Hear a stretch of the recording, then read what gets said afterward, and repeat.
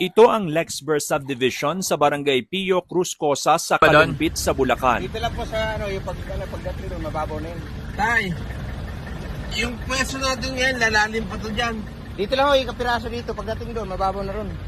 Wala, Huwag ka lang kasi mga draw sa gawin. hindi, wala akong kung saan ako pwede pumabor. Basta pare-pares lang siya. Oo.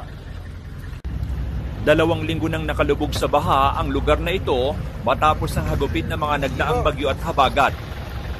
Ang mga residente sa lugar na ito para bang halos sanay na nakalubog sa baha ang kanilang komunidad at ang ilan naglalakad na lamang din sa baha kahit nang wala man lamang suot na bota o waders bilang proteksyon sa kanilang sarili.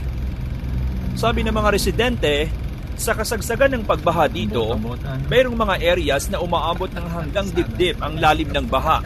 Pero ngayon, dahil umaraw na, medyo hupa na at ang lalim ng tubig, umaabot na lamang yung ilan sa mga lugar ng hanggang sa bewang, yung iba mas mababa na lamang na hanggang sa binte, pero nananatiling nakalubog pa rin sa baha ang maraming mga parte ng kanilang subdivision, gaya rin sa katabing mga subdivision sa naturang lugar sa Kalumpit. Gumagamit na rin ng bangka ang mga residente para makapasok at makalabas sa kanilang komunidad.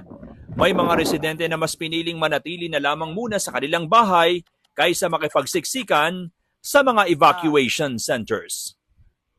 May ibang alagang aso na gaya ng dalawang ito ang naririyan pa rin at lubog sa baha.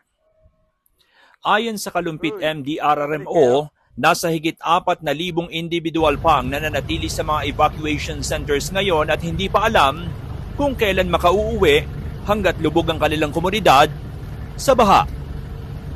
Nanay, naka-waders na. Nay! Ano, kailan daw bababaha? Baka tagal naman.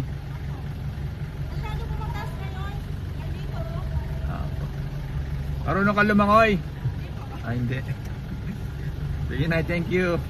Umaasa ang mga residente na makapagsisimula na silang maglinis ng kanilang komunidad at wala na sanang susunod pang malalakas na pag-ulan at malalakas na bagyo.